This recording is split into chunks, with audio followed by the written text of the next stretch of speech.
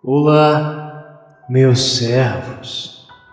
Todo lugar, toda casa, bairro e cidade têm suas histórias, suas lendas que causam fascinação ou terror naqueles que ouvem. A cidade de Caiapônia, no interior de Goiás, não é diferente, mas diferente de outros lugares.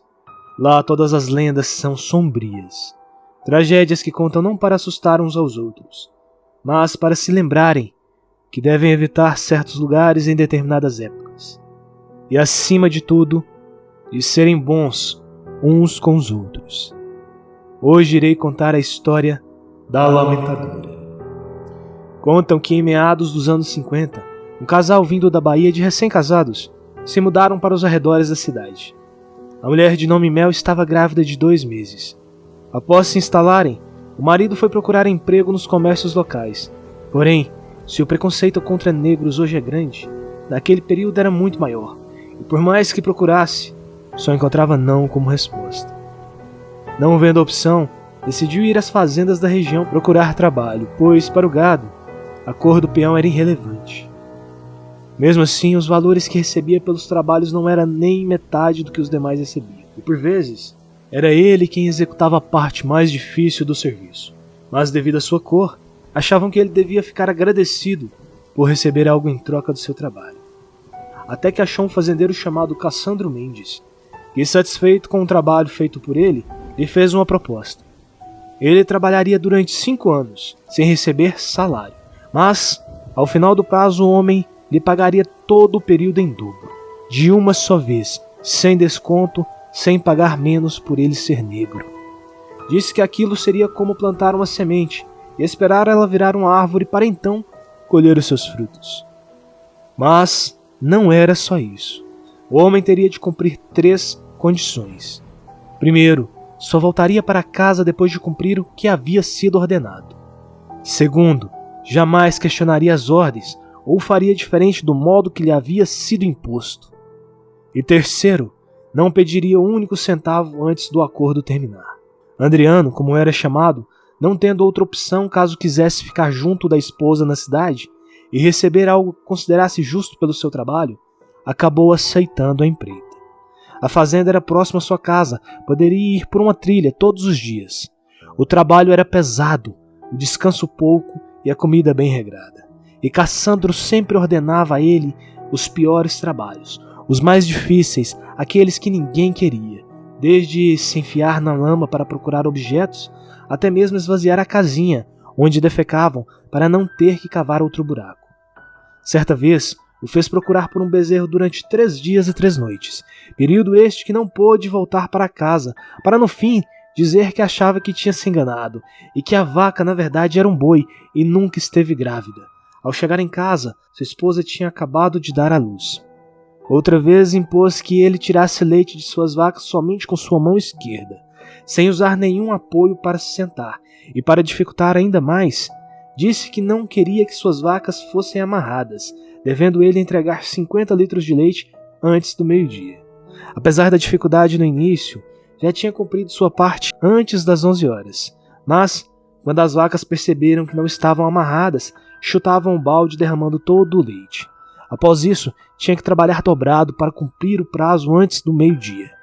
A esposa, vendo o sofrimento do marido, pegou uma velha máquina de costura, daquelas de pedaleira, e mesmo de resguardo, começou a costurar.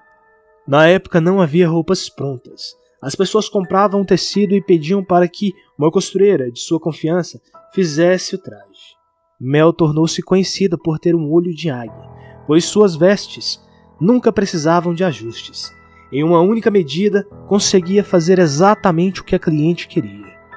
Tinha poucas horas de sono na noite, tendo de passar o dia inteiro debruçada sobre a máquina para cumprir os prazos. E para completar, o filho do casal nasceu fraco e necessitava de remédios. Mesmo assim, Adriano não pôde recorrer ao patrão, pois quebraria a 3ª condição, o que poderia fazer com que Cassandro se recusasse a pagar todo o período. Os anos que se seguiram não foram fáceis. Mesmo doente, Adriano saía antes do sol nascer e só voltava após ele se pôr. Cassandro havia visto em Adriano um desafio e imposto mais dificuldade para o desempenho de suas funções no decorrer dos anos, até que parou e passou a oferecer dinheiro para ele levar o filho ao médico, pois sabia que ele estava adoentado.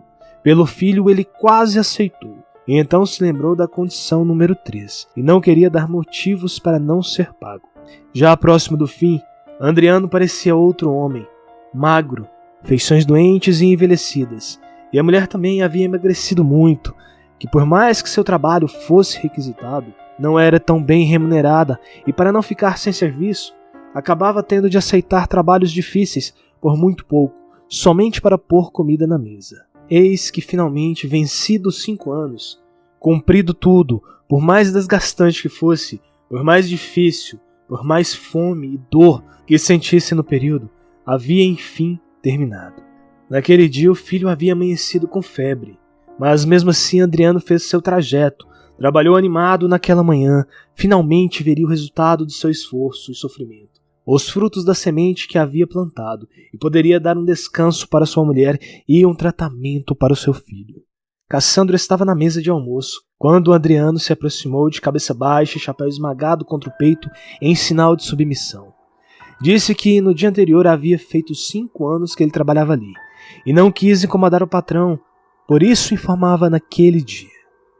O fazendeiro coçou a barba olhando para ele, como uma onça olha para sua presa, se questionando se ele iria para a esquerda ou para a direita, e independente da direção, aquilo não fazia a menor diferença para ele.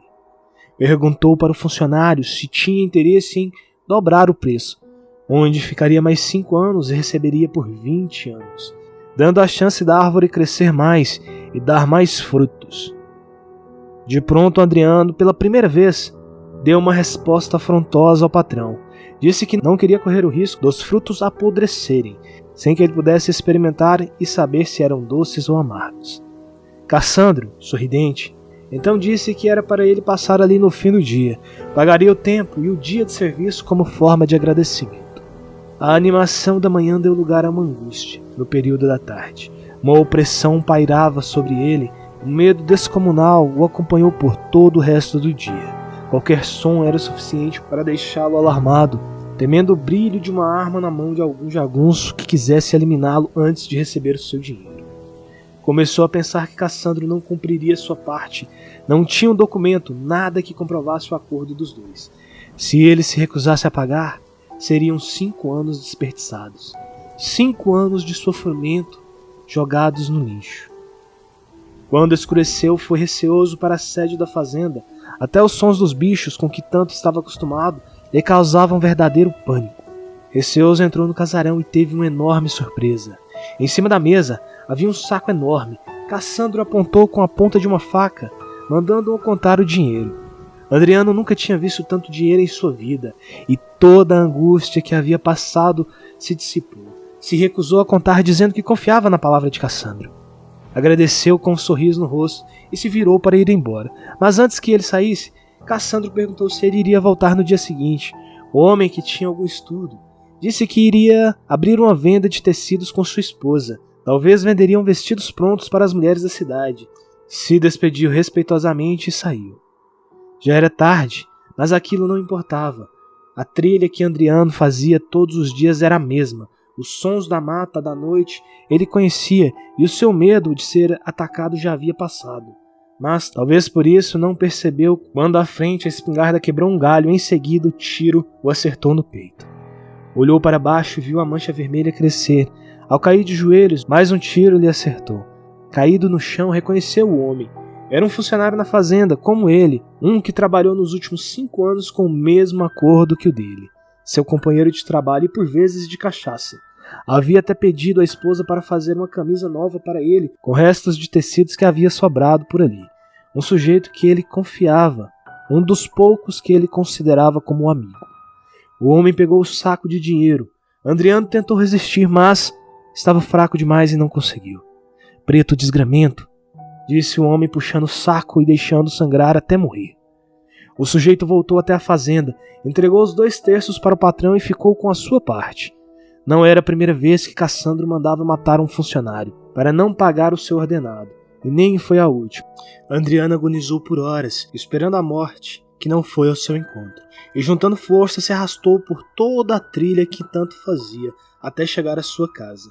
e na porta conseguiu gritar e pedir por ajuda de Mel, que ao sair viu o marido ali sangrando. A mulher já o pegou nos braços aos prantos, não só por ele, mas pelo filho que poucos minutos antes havia soltado seu último suspiro antes de falecer. Em lágrimas pelo filho e por ter feito a esposa sofrer tanto por conta de um acordo, reuniu forças e antes de partir contou tudo o que havia acontecido, e ao fechar os olhos, a mulher soltou um grito de dor e sofrimento, e não um grito comum, não lágrimas normais, lágrimas que se acumulavam durante 5 anos, que vinham dos olhos e do estômago vazio, vinham também dos seus dedos machucados e de sua coluna dolorida, vinha de toda a sua dor, física e espiritual, um grito sobrenatural. Transbordou dela, mas vinha do marido, que tanto trabalhou e sofreu por conta de um acordo, e do filho também, que tanto esperou para ser levado ao médico. Naquela mesma noite, a mulher que durante 5 anos costurou belos vestidos para as mulheres ricas da cidade, costurava pela última vez, não um vestido, mas uma mortalha negra, e não era para o seu marido. Vestida com a mortalha negra, caminhou com elegância e calma pelo caminho que o marido tanto fez, de postura ereta e cabeça erguida, ao contrário do esposo, que sempre tinha que abaixar a cabeça em submissão. Caminhou até a fazenda Três Pontes, a fazenda de Cassandro. Cassandro dormia em sua cama, sem preocupação, sorridente e feliz por mais uma vez ter saído vitorioso em um negócio. A mulher se aproximou, saindo do escuro, e o observou dormir tranquilamente, e com um único golpe enfiou 2 agulhas em seus olhos.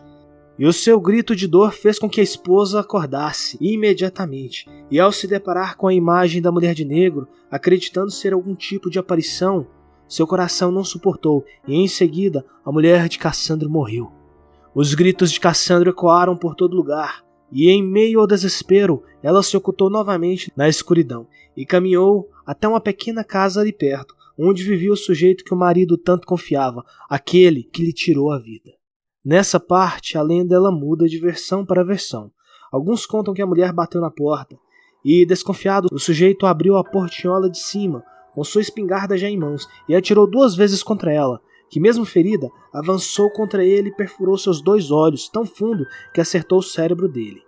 Outros contam que nenhum tiro saiu da arma, que a mulher havia se benzido ao ponto de ficar invisível e invulnerável, o que chamam de corpo fechado. O que converge é que ambos os olhos do homem foram perfurados tão fundo que ele morreu ali, de bruços sob a portiola de baixo que permanecia fechada.